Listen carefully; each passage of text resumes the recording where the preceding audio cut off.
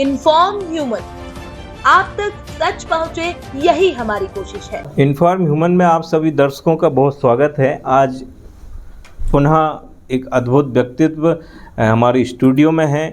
शहर कांग्रेस अध्यक्ष और आकर्षक व्यक्तित्व के धनी आदरणीय मनोज जी राजानी, आपका बहुत स्वागत है। धन्यवाद। पहले आपको बहुत शुभकामनाएं दादा बनने के लिए।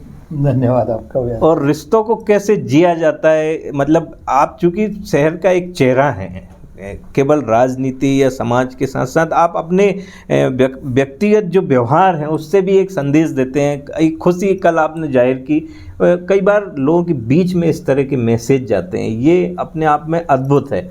हमने पत्रकारिता में मैंने सर एक बार अमर उजाला की एक संपादक हैं, उनकी बात पढ़ी थी कि जब सामाजिक जीवन होता है तो आपको अपने जीवन में भी इस तरह से जीना चाहिए ताकि लोग आपको देख के जीना सीखें।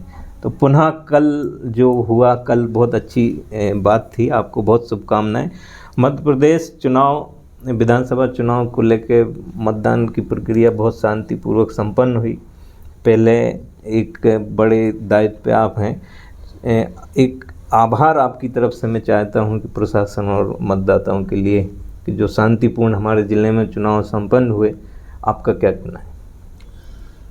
यह सच है व्यास जी की देवास जिले में बहुत ही चुनाव में कहूँ कि सौहार्दपूर्ण वातावरण में जी, और प्रशासन की सूझबूझ और राजनीतिक दलों की आपसी प्रतिद्वंद्विता होते हुए भी एक अंडरस्टैंडिंग, समझदारी काम आई। कार्यकर्ताओं ने अगर कहीं थोड़ा बहुत उत्पाद किया भी तो दोनों दलों के नेताओं ने उनको बैठ के कोशिश की कि झगड़ा न हो, और यह एक सुखद वातावरण लोकतंत्र में होना भी चाहिए। लोकतंत्र होना चाहिए। चुनाव तो आएंगे जाएंगे, सरकारें आएगी जाएगी, हमें भी यहीं रहना है, बीजेपी वालों को भी यहीं रहना है। आफ्टर ऑल मातृभूमि हमारी यही है। जनता को जो फैसला करना है लोकतंत्र में वो होगा। हम कितनी भी कयास लगा लें, कितनी भी बात कर लें, जिसको वोट जहाँ देना होता है उसको रोक भी नहीं सकता। इक्का दुक्का व्यक्तिगत बातों को लेके लोग चुनाव के दिन का इंतजार करते हैं, झगड़े भी करते हैं। पर मैं साधुवाद देता हूँ सभी दलों के नेताओं को, पुलिस कप्तान, कलेक्टर महोदय, सभी प्रशासनिक अधिकारियों को भी, कि मैंने अगर विपक्षी दल के नाते भी अगर कहीं कंप्लेंट की तो उन्होंने तत्काल उस पर त्वरित कार्रवाई की। ऐसे ही सत्ता दल के लोगों ने अगर की तो उनकी भी सुनवाई हुई। और जो एक प्रजातंत्र में होना चाहिए निष्पक्षता का, वो तमगा निष्पक्षता का देवास प्रशासन को मिलना चाहिए। वह बधाई के पात्र हैं। निश्चित तौर से। जब मतदान के कुछ दिन पहले मैं कलेक्टर ऋषभ गुप्ता जी से साक्षात्कार कर रहे थे हम लोग, तो यही प्रश्न जब आया, देवास को आप इस मामले में, आप स्टेट की राजनीति, आप मध्य प्रदेश के जो आपके संगठन है उन पदों पे भी रहे, कई ज़िलों में भी आप सक्रिय रहे। देवास इस मामले में सर कलेक्टर भी बोलते हैं कि शांति प्रिय जगह है, और आपको क्या लगता है? देखिए, मालवा का हमारा ये शहर देवास जी, जहाँ दो देवियों का वास है, यहाँ हम कहें कि कोई बहुत बड़ा प्रतिद्वंद्विता या माफिया या बहुत बड़ा एक कहना चाहिए कंपटीशन वाला मैटर नहीं है। कहीं कहीं हम देखते हैं कि माफियाओं की वजह से प्रतिद्वंद्विता राजनीति में आ जाती है। वो इस तरह का वातावरण देवास ज़िले में नहीं है, क्योंकि देवास ज़िला हमारा बहुत ही शांत स्वभाव का ज़िला है। और इस ज़िले की तासीर, इस ज़िले की खूबसूरती यही है कि हम सब आपस में कितनी भी प्रतिद्वंद्विता हो जाए, हम अंडरस्टैंडिंग रखते हैं, समझते हैं इन बातों को। और इन ज़िलों में जो देवास ज़िला मध्य प्रदेश का मैं समझता हूँ सबसे अद्भुत और सबसे अच्छा ज़िला मैं मानता हूँ, जहाँ शांतिपूर्ण तरीके से सब काम होते हैं। ठीक है, सरकार तो आएगी जाएगी, कौन जीतेगा कौन हारेगा ये तो जनता ने तय किया है, पर यहाँ झगड़े जैसी कोई स्थिति नहीं बनती, शांत। और ये सुखदपूर्ण वातावरण तभी बन पाता है कि यहाँ के नेता बहुत समझदार हैं और अधिकारी भी सौभाग्य से समझदार हैं। उन्होंने भी कोई पॉसिबिलिटी नहीं की। विपक्षी दल को भी लगे कि कहीं हुआ है। मुझसे पार्टी ने पूछा कि किस किस अधिकारी ने भाजपा का एजेंट बन के काम किया, तो मैंने किसी का नाम नहीं दिया, क्योंकि ऐसी कोई बात ही नहीं हुई। आपको याद होगा पिछले चुनाव में भी कलेक्टर पांडे जी थे, हमारी सरकार आई तो हमने उनको यथावत रखा, यहाँ तक कि टीआई को यथावत रखा, तहसीलदार को यथावत रखा, एसडीएम को यथावत रखा। तो अधिकारियों का काम ही यही होता है कि निष्पक्षता से चुनाव के समय वो काम करे। बाकी तो जिसकी सरकार आएगी वो उनके प्रति प्रतिबद्धता उनकी होती है, उस बात से हमें गुरेज भी नहीं है। पर चुनाव के वक्त निष्पक्षता होना आवश्यक है और देवास जिले में ये हुआ है। सर, आपने तो कई सारे चुनाव निपटाए होंगे, एक लंबी आपकी राजनीतिक यात्रा है। जी हाँ। पिछले चुनाव के जो अनुभव को देखते हुए इस बार का चुनाव में क्या आपको अंतर दिखाई देता है? पहली बार चुनाव ऐसा लगा कि कांटे का चुनाव है। अच्छा। मैंने कई चुनाव लड़ाए हैं। पिछले 38 वर्षों से मैं सज्जन भैया का सिपा सलाहकार कह लें, इलेक्शन एजेंट कह लें, उनका भाई कह लें, जो भी आप नाम देना चाहें, मैं हर चुनाव में उनके साथ रहा हूँ। 85 में कॉलेज प्रेसिडेंट बना और सज्जन भैया पहली बार एमएलए बने। तब तो मैं इतना राजनीति समझता भी नहीं था, 22 साल की मेरी उम्र थी। पर धीरे धीरे ये सब बातें जब मैंने देखी और समझिए कि ये पहला चुनाव ऐसा दिख रहा है मुझे जो कांटे का कोई नहीं कह सकता। कोई नहीं कह सकता। अगर वो कहता है तो ये मानती है कि राजनीतिक बात कर रहा है। एक मजबूरी होती है कि मैं भी कह दूं कि 5 सीट हम जीतेंगे और ये करेंगे वो करेंगे। हाँ। कोई भी भारतीय जनता पार्टी का नेता या कांग्रेस का नेता नहीं कह सकता कि कौन। इवन देवास सीट पे भी मैंने आपको कहा था चमत्कार होगा, आपको मेरे शब्द याद होंगे। तो परिस्थितियां जो बनी हैं, प्रतिद्वंद्विता की, पब्लिक को लेके चर्चाएं, पब्लिक का आक्रोश सरकार के प्रति, ओल्ड पेंशन स्कीम का असर, लाडली बहना का असर कह लो, ये बहुत सारा ये आप निष्पक्ष समीक्षा कर रहे हैं? ये मैं निष्पक्ष, मैंने आपको क्या कहा, मैं एज ए कांग्रेस प्रेसिडेंट बोलूँगा तो मैं कहूँगा कि 5 सीट जीत रहे हैं और हम 200 सीटें जीत रहे हैं। ये जुमला है। अगर मैं साफ गोई से अगर बात करूँ तो बहुत शानदार चुनाव हुआ है जो लोकतंत्र में होना चाहिए। अंतोगत्वा जीतेगा वही जो कर्मवीर है, जिसने कर्म किए हैं। पब्लिक को आप बेवकूफ़ नहीं बना सकते। पब्लिक को आप प्रलोभन देने की कोशिश बहुत ने की, बहुत ने प्रलोभन दिया, या व्हाट्सएप पे उल्टी सीधी खबरें चला के कोशिश भी की। पर जनता बहुत परिपक्व है अपने आप। मैं कह रहा हूँ कि इस देश का लोकतंत्र इतना परिपक्व हो चुका है कि आप किसी को बरगला नहीं सकते। हम बेटियां दे सकते हैं, ले सकते हैं, उनसे हम वोट नहीं ले सकते। वोट तो पब्लिक उन्हीं देती है जिनको वो देखती है, समझती है, परखती है कि वास्तव में ये पार्टी हकदार है या नहीं है, या ये कैंडिडेट इस लायक है या नहीं है। तो ये अच्छी बात है। लोकतंत्र में जनता सर्वोपरि होना चाहिए और जनता हमेशा किंग मेकर होती है। जनता ने ही किंग बनाया और जनता ने ही उसको रंग बना दिया। एक निजी एक सवाल मेरे मन में अभी आ रहा है, क्योंकि जब आपसे चर्चाएं कर रहा हूं तो जब शहर के लोग जो आपके विषय में बातें करते हैं वो याद आ जाती हैं, आप सामने बैठते हैं। वो निजी सवाल अभी और लंबी चर्चाएं चलेंगी। लोग ये कहते हैं कि आपके विषय में कई बार कहते हैं आप क्यों चुनाव नहीं लड़ते, मतलब लड़ाते हैं। वो लोग कहते हैं आप बहुत ज़बरदस्त तरीके आपकी वो प्लानिंग है, ये सब आप क्यों? दरअसल सज्जन भैया से मेरे संबंध राजनीतिक नहीं है जी। और मैं पिछले 12 चुनाव लगभग हो गए मुझे। मैं इलेक्शन एजेंट सोनकच का मैं ही रहता हूँ। अब दोनों सीटों पे एक साथ हम चुनाव लड़ने में ज़रा असमर्थ रहते हैं। कोई भी व्यक्ति टारगेट फिक्स होना चाहिए जीवन में। टिकट लाना तो बड़ा आसान काम है, पर मैं ऐसा मान के चलता हूँ कि आप भी मानते हैं, जनता भी मानती है कि सज्जन वर्मा जी अगर मंत्री हैं तो मनोज राजानी ही मंत्री है। मेरे पार्टी के लोग भी मानते हैं, विपक्षी लोग भी मानते हैं, सभी लोग मानते हैं। हम दोनों भाइयों की केमिस्ट्री अच्छी है। भाई ऐसा भी माना जा सकता है, अब आपने ये सोचा होगा कि एक विधायक बनने से अच्छा है 5 विधायक अपने अंडर में रखो, वो ज़्यादा। देखिए अच्छा, इस बात को तो आप स्वीकार करते हैं कि मैं चुनाव लड़ता तो उसका असर सोनकच पे भी आता। मैंने संगठन अध्यक्ष के नाते जो काम किया है, पिछले कई वर्षों से मेहनत कर रहा हूँ मैं, उसका असर आपको इन 5 विधानसभा में दिखेगा। हमने माननीय कमलनाथ जी के निर्देश पे पहली बार मतलब पोलिंग बूथ तक हम गए। ये बहुत बड़ी बात है हमारे लिए। कांग्रेस का कभी कल्चर नहीं था और उसको बनाने में हमें बहुत मेहनत लगी है। लोग तो अभी कह रहे हैं कि हम थक गए, 1 महीने तक सतत लगे रहे। मुझे याद है मैं 6 महीने पूरे हो गए हैं सक्रिय। मैंने दोपहर का खाना घर पे शायद कभी खाया हो। सेव पमा का डब्बा मेरी गाड़ी में रहता है। गांव के दौरे किए, खूब धूल खाइए। हम जाते हैं पोलिंगों में, मीटिंग लेते हैं। तो ये पार्टी का आदेश था और मैंने कोई एहसान नहीं किया पार्टी पे, मेरी ड्यूटी थी ये वाली। अमूमन अशोक पटेल जो हमारे ग्रामीण के मेरे साथी अध्यक्ष हैं, हम दोनों ने मिल के 5 विधानसभा में खूब मेहनत की है और निष्पक्षता के साथ। जो जिसका किसी के साथ भी रहता हो वो अगर काम करता तो हमने उसको मंडलम अध्यक्ष बनाया है, हमने सेक्टर अध्यक्ष बनाया, पोलिंग बूथ कमेटियां बनाई है, BLA बनाए। ज़्यादा मेहनत कौन सी विधानसभा में की? देखिए सभी विधानसभाओं में मेहनत करने की आवश्यकता थी। मैं कहूँ कि पोलिंग बूथ पे बैठने वाले लोग नहीं मिलते थे हमें। आज वो वातावरण कहीं नहीं मिला आपको। मैं डंके की चोट कह सकता हूँ कि पांचों विधानसभा में मुझे एक पोलिंग आप बता दो जो कांग्रेस का एजेंट ना हो। सब जगह बैठे 5:30 बजे उठ के मॉक पोलिंग कराई उन्होंने। यही तो संगठन का काम है। आपने मेहनत का मेरे से पूछा तो देखिए, सोनकच का ऑप्शन तो मैं चाह के भी कुछ नहीं कर सकता, क्योंकि सोनकच, सज्जन वर्मा और मनोज राजानी ये पर्यायवाची बातें, सब पर्यायवाची शब्द हैं। चूँकि मेरा अधिकांश समय, मैं विधायक प्रतिनिधि भी हूँ सज्जन भैया का पिछले 35 वर्षों से, केवल एक पहला टर्म अगर 85-90 छोड़ दूँ, उसके बाद के सतत चुनाव मेरे सिग्नेचर से पोलिंग बूथ का एजेंट बैठता है, ये सर्वविदित है। तो मेहनत जहाँ होती है ऐसा नहीं कह सकते आप। आपने देवास में भी देखा, मैं हर कार्यक्रम में अधिकांश जगह अंतिम दौर में आपने आना ही पड़ता था। क्या होता है कि कैंडिडेट के ऊपर डिपेंड करता है। सोनकच में मुझे निर्णय लेना पड़ता है तो मुझे किसी से पूछने की आवश्यकता नहीं होती है।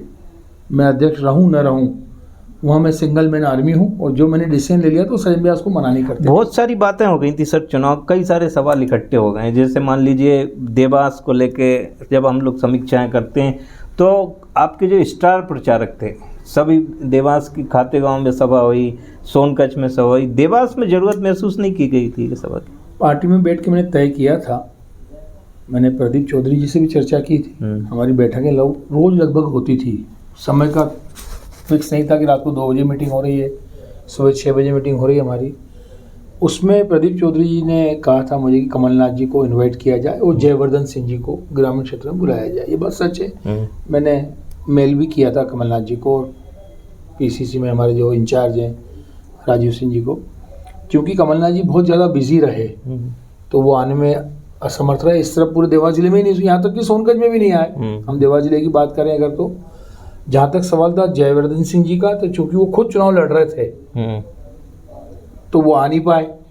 अन्यथा हमने तो कोशिश की थी कि सचिन पायलट साहब जब चौबारा आए थे तो देवास भी उसमें जोड़ने का मैंने प्रयास किया था, पर अंतिम क्षणों में कुछ जम नहीं पाया कि वो ये कह लें कि हमने ईमानदारी से उनको बुलाने की कोशिश नहीं की। देवास में संगठन तो तैयार था।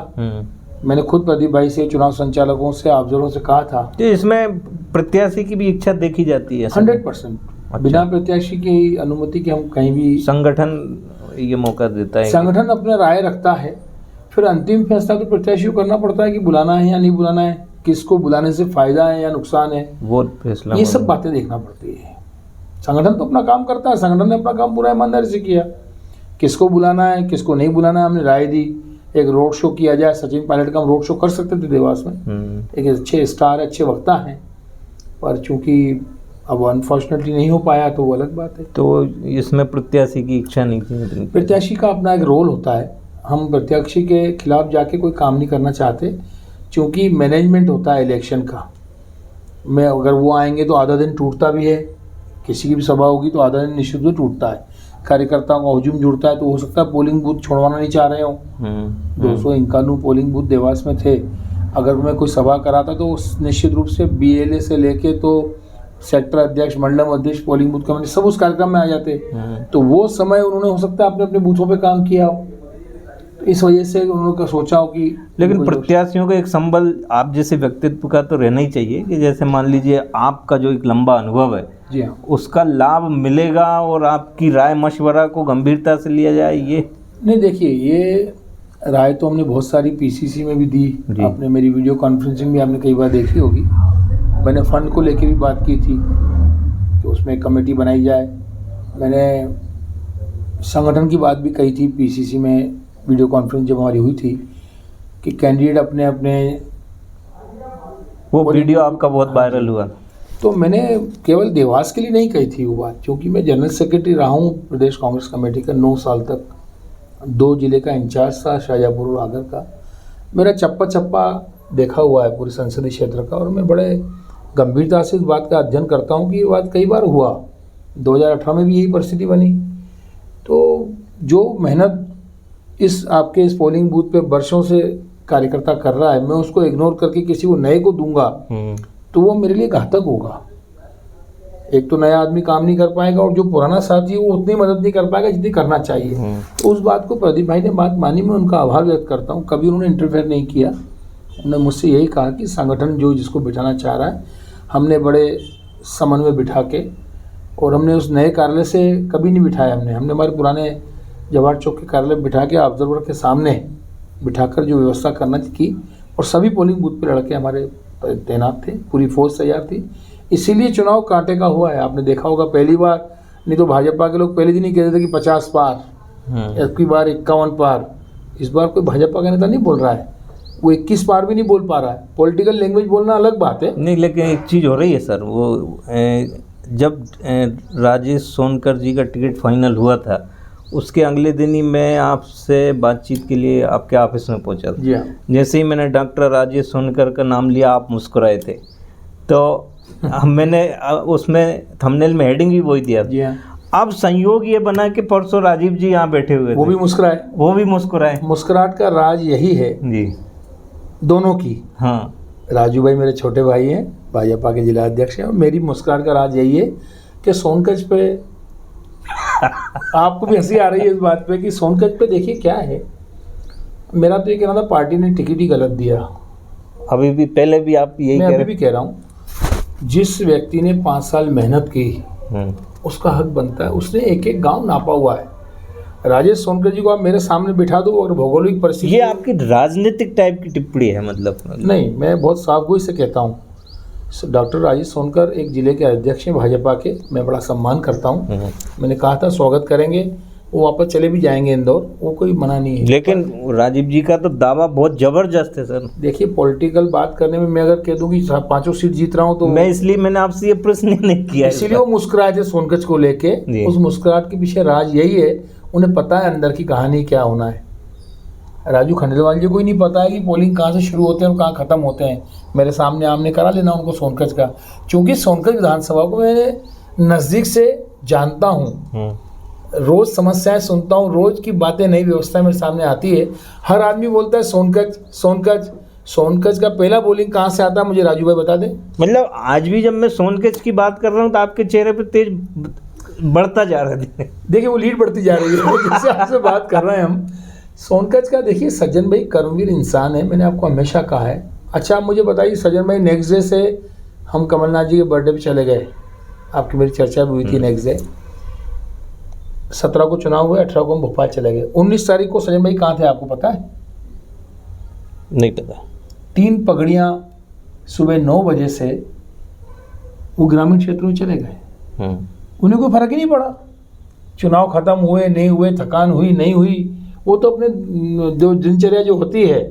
डॉक्टर राजेश सोनकर ने एक भी पगड़ी अटेंड नहीं की है अभी तक। मतलब ये चुनाव के बाद, मैं आपसे क्या कहना चाह रहा हूँ, चुनाव खत्म होने के बाद भी एक भी किसी शोक सभा में अगर राजेश सोनकर जी गए हो तो मुझे बता दे। सज्जन भाई तो दूसरे दिन ही, एक दिन तो कमलनाथ जी की बर्थडे पे हम साथ चले गए 18 को। 19 तारीख को मैं आपको रिकॉर्ड दे सकता हूँ कि 4, मुझे जो जानकारी है, 4 पगड़ियाँ निपटाई उन्हें सुबह। तो खुर्द इलाके में वो भोपाल से आए सुबह जल्दी, वो जल्दी उठ जाते हैं, 8 बजे छोड़ देते हैं जगह, वो आपको पता है उनकी आदत। और वो 4 पगड़ियाँ निपटा रहे थे। चूँकि 18 तारीख को मेरे समधी के यहाँ शादी थी तो जोधपुर गया हुआ था। मुझे फ़ोन करके बोल रहे हैं कि मनोज कहाँ पहुँचे? मैंने कहा मैं एयरपोर्ट पहुँच गया हूँ। तो बोले मैं तो ग्रामीण क्षेत्र में आ गया। मुझे हंसी भी आई। मैंने कहा भैया आप नहीं मानोगे, आप तो अपना कर्म शुरू करो जो करना है। ये मतलब काम, ये दिनचर्या होती है। और जो मुस्कुराहट है वो पहले दिन से कायम है और आज भी मेरे पर कायम है। सोनकच को लेके कोई कॉम्प्रोमाइज़ नहीं हो सकता। वो सीट तो सभी को पता है। मुझे बीजेपी का सर्वे भी आ गया है मेरे पास, उसमें भी वो सोनकच को बता रहे हैं कि कांग्रेस जीत चुकी है। 3 के बाद इस पर और विस्तार से समीक्षा कर लेंगे, कोई इशू नहीं है। अब खातेगांव में सर एक बात ये बार बार आ रही थी कि जब दीपक जोशी जी का टिकट फाइनल हुआ और एकदम से जो विरोध हुआ, तो उसके बाद सर आपको ऐसा नहीं लगा कि आपको तत्काल वहाँ जाना चाहिए? और गए हम 100% गए तत्काल से। देखिए, ये नहीं हो सकता कि मैं 2 घंटे पहुँच जाऊँ, मेरी भी गाड़ी फोड़ देते कार्यकर्ता। आक्रोशित कोई व्यवस्था है, उसको मैनेज करने में थोड़ा समय लगता है। फिर आपने मतलब हमने बिठाया, बैठ के बात की और उसके बाद देखिए वातावरण सुधरा। निश्चित तौर ये हमारे संगठन को मैं क्रेडिट देता हूँ, सबको, सज्जन भाई के कुशल नेतृत्व को। हम सज्जन भाई के साथ गए, संजय दत्त जी आए, अशोक कप्तान थे, मैं था, धर्मेंद्र जी हमारे जो प्रभारी हैं, हम सब लोग प्लानिंग करके गए, बिठाया, समझाया उनको कि ठीक है भाई, हक आपका बनता है, इस बात को हम स्वीकार करते हैं, इसमें कोई 2 मत नहीं थे। पर चूंकि हाईकमान ने अगर कोई फैसला लिया है तो बहुत सोच समझ के फैसला लिया है। पार्टी में हम आखिर सरकार बनेगी तो आपके ही काम होंगे, मेरे को तो खातेगांव से कोई लेना देना है नहीं, या मैं चुनाव लड़ने वाला नहीं हूँ कभी वहाँ से, तो आखिर उन्होंने हमारी बात मानी। तो ऐसा तो नहीं हुआ कि हाईकमान ने कहा हो आपको कि आप जाइए, लेट मत कीजिए? नहीं, तो बिना हाईकमान के आदेश के नहीं गया हूँ, निश्चित रूप से हाईकमान ने हमें भेजा। पार्टी संगठन आदेश देता है। संजय दत्त जी हमारे AICC के इंचार्ज हैं और हमारे जिले के प्रभारी, पूरे मध्यप्रदेश आधा उनके पास है, तो हम उनको वो सब साथ ही गए हम लोग। अगर वो कह रहे हैं कि जाना है हमें, तो मैं निश्चित रूप से छोड़ के देवास वहाँ गया। मतलब वो घटना घटते से आपको चिंता तो हुई होगी? निश्चित रूप से, पर हमें पूरा भरोसा था कि कांग्रेस का कार्यकर्ता पोलिंग वाले दिन आफ्टर ऑल दीपक जोशी का साथ देगा, और उन्होंने साथ दिया। ये हमारे लिए बड़ी खुशी की बात है कि पूरे देवास जिले में एक भी सीट पे कोई विद्रोही नहीं था। ये पहली बार हो रहा है। मतदान वाले दिन सब ने मिल के डट के मुकाबला किया भारतीय जनता पार्टी के गुंडागर्दी का, और हर चीज़ का जवाब दिया। ये पूरे 5 विधानसभा की कहानी है। राजवीर जी आपको बहुत पसंद करते हैं। कई बार जब हम लोग जाते भी, पहले भी चुनाव में जब हम जाते थे, तो वो बहुत सारी बातों में बोलते कि आप भैया से बात करना चाहिए, मिलना चाहिए। वो उनका आपके ऊपर एक भरोसा है। देखिए, राजवीर जी मेरे छोटे भाई हैं। मैंने अगर साहब गोई से बात की तो मैंने बघेल साहब से बहुत सीखा है मैंने। तो यहाँ प्रश्न ये है सर कि वहाँ पे भी आपने कुछ समय दिया या सोनकच्छ में? नहीं, देखिए मैं आपको आज बता रहा हूँ, 5 विधानसभा में गया हूँ। निश्चित तौर से पार्टी ने 24 घंटे, आप यकीन नहीं मानेंगे, रात को 3 बजे भी मुझसे, संजय दत्त हमारे इंचार्ज हैं, तो मेरी ड्यूटी है कि जो वो कहेंगे मुझे मानना है। Being a president of Dewas district, city का प्रेसिडेंट, डिस्ट्रिक्ट हेडक्वार्टर पे हूँ, तो उनके सारे लोगों की व्यवस्थाएं, उन सारे लोगों का कोऑर्डिनेशन 5 विधानसभा के मैंने ही किया। ये मेरा परम सौभाग्य है। प्रियंका जी अगर आई तो ऑल एक्सेस में मुझे जाने का काम किया गया। हेलीपैड पे भी काम देखना है, मंच की व्यवस्था देखना है, गाड़ियों की व्यवस्था देखना है, टेंट का काम देखना है, ये सब लिस्टिंग का काम सब करना, ये मैंने ही किया। 3 दिन मेरे बिगड़े, उसमें थोड़ी नाराज़गी हुई यहाँ के लोगों की, आप कहाँ क्यों चले गए। तो मैं पार्टी का प्रेसिडेंट हूँ, मैं कोई ये नहीं हूँ कि एक ही सीट के लिए बैठा हूँ। संजय मेरे को भी लेके गया मैं साथ में, ऐसा नहीं मैं अकेला गया। बीच में ये भी आपके ऊपर आरोप लगते थे कि देवास में। मैं चिंता कभी नहीं करता व्यास जी, जीवन हो गया आरोपों का। मेरी ड्यूटी है कि संगठन का मेरा प्रभारी अगर मुझे जहाँ भेजेगा, मेरी डिमांड तो इंदौर में भी आई थी। 4 नंबर विधानसभा मेरे समाज का आदमी लड़ रहा था, उन्होंने मुझे फ़ोन किया, तो मैंने उनसे एक ही बात की कि मैं देवास हेडक्वार्टर नहीं छोड़ सकता, आपको बात करना पड़ेगी संजय दत्त जी से या सज्जन वर्मा जी से। उन्होंने मना कर दिया कि नहीं, आपके ऊपर ऑलरेडी लोड ज़्यादा है। तो मैं नहीं गया इंदौर, जबकि खातेगांव जाना मेरे लिए बहुत दूर पड़ता था। इंदौर तो मैं आधे घंटे में पहुँच सकता हूँ, 2.5 घंटे लगते थे मुझे खातेगांव पहुँचने में। तो वहाँ जाता था मैं, 3 रात मैंने वहाँ गुजारी। बागली सतवास गया मैं, चापड़ा गया मैं, हाटपिपलिया के तो कहीं देवास का सराउंडिंग इलाका है, वो मुझे पसंद राजवीर की आप कह रहे, तो मैं उनका भी कई काम निपटाता हूँ बैठ के। यहाँ अगर हेडक्वार्टर पे हूँ तो मैं, सोनकच्छ तो मेरा खुद का अपना, और देवास में निवास है मेरा, और देवास ही मेरी कर्मस्थली है। तो आप मुझे बांध नहीं सकते कि मैं कि खूब पंडुकसरी के एक वार्ड में बैठ जाऊँ। बागली भी आपकी जिम्मेदारी है ना, थी ना, मैं वही कह रहा हूँ। बागली के प्रत्याशी दिग्विजय सिंह जी के काफ़ी करीबी हैं सर। देखिए, ये तो मीडिया का काम है कि जोड़ दे कौन किसके करीब है। क्या मैं दिग्विजय सिंह जी करीब नहीं हूँ? बैठक भी हुई थी ना कोई स्पेशल बैठक? आप मुझे ये बताइए, क्या दिग्विजय सिंह जी मुझे नापसंद करते हैं? बहुत पसंद करते हैं। बहुत पसंद करते हैं। अब आप कह दोगे कि सज्जन भाई को पसंद नहीं करते, सज्जन भाई और दिग्विजय सिंह दोनों साथ खाना खाते हैं। वहाँ स्पेशल बैठक हुई थी। देखिए, राजनीतिक रूप से मेरे को 40 बरस हो गए कांग्रेस में, मैं 22 साल का था। दिग्विजय सिंह जी PHE मिनिस्टर थे, तब से वो मुझे जानते हैं अच्छे तरीके से कि मैं एक छोटा सा कार्यकर्ता हूँ, और एक पोलिंग बूथ पर बैठते हुए मैं अगर यहाँ तक पहुँचा हूँ तो मेरी कैपेसिटी पे और मेरी अपनी गुडविल जो मैंने बनाई है कांग्रेस में, उस पर किसी को शक नहीं है।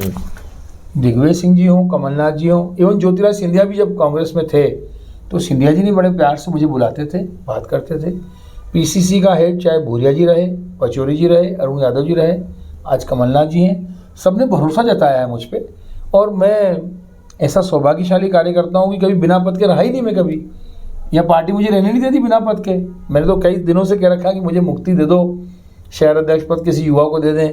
मैं भावुक भी हुआ था पिछली मीटिंग में कार्यकर्ताओं को, मैंने कहा था मैं ये अंतिम भाषण दे रहा हूँ, पर पार्टी छोड़ेगी तो मैं छूट जाऊंगा, नहीं तो जो काम करना है मुझे करना है पार्टी के साथ। पीसीसी में ईश्वर की कृपा है, मैंने अगर कोई बात रखी है तो उसको बड़ी गंभीरता से सुना जाता है, और दिग्विजय सिंह जी हों या कमलनाथ जी हों या अन्य नेता हों, वो बात बड़ी गंभीरता से सुनते हैं मेरी बात को, और उसका निदान वो निकालते भी हैं। मैंने कभी भी पार्टी के खिलाफ जाके बात नहीं की। जो नेता अच्छा काम करता है उसकी तारीफ भी करता हूँ। मैं किसी की शिकायत करने का भरोसा नहीं रखता। बिल्कुल। मैंने हमेशा समन्वय बनाया होगा। आज अगर राजवीर सिंह और विश्वजीत सिंह की बात की जाए तो मैंने समन्वय की काम किया होगा। मैंने भड़काने का काम कभी नहीं किया होगा, पहले भी नहीं किया, आज भी नहीं किया। देवास में मैं सभी नेताओं के घर गया हूँ। कोई ये नहीं कह सकता कि किसी घर, कोई एक नहीं कह सकता, मैं सबके घर गया हूँ। आप पे तो कई बार ये आरोप भी लगते हैं कि आपके तो सभी से अच्छे संबंध हैं। संबंध तो क्यों नहीं होना चाहिए। मेरा जन्म देवास में हुआ है, उस बजरंगपुरे में हुआ है जहाँ कांग्रेस का कोई झंडा नहीं लगाता था। आरएसएस का गढ़ माना जाता है बजरंगपुरा।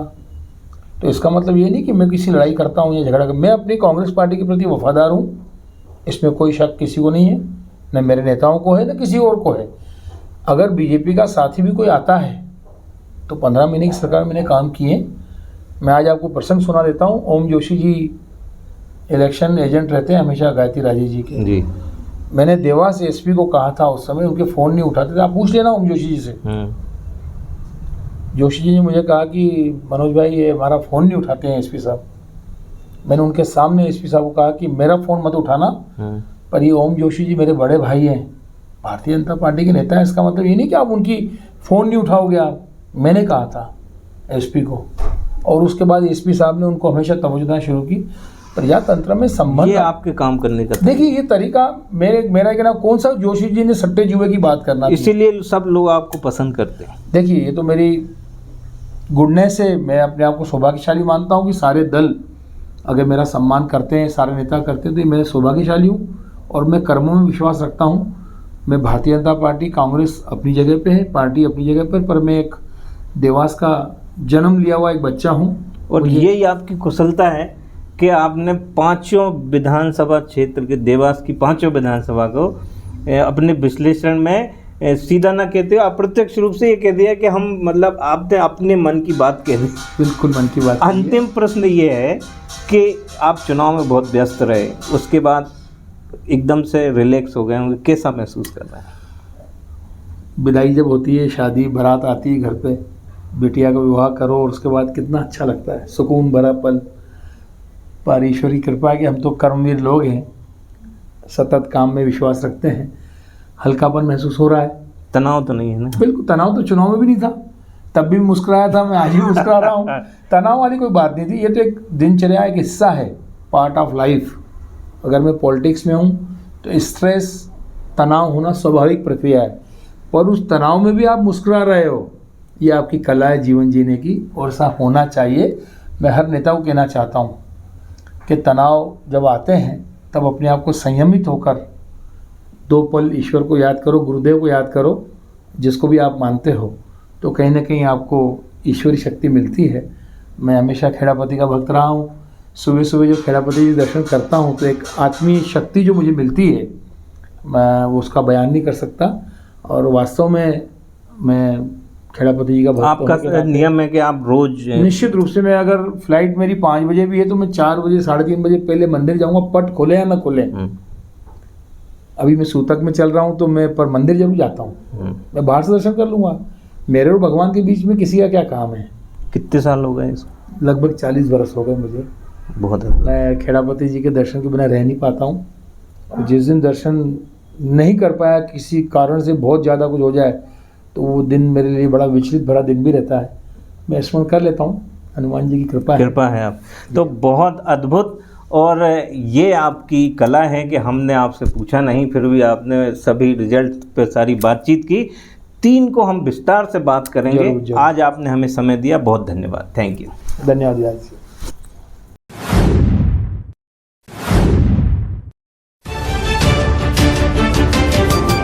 इन्फॉर्म ह्यूमन, आप तक सच पहुंचे, यही हमारी कोशिश है।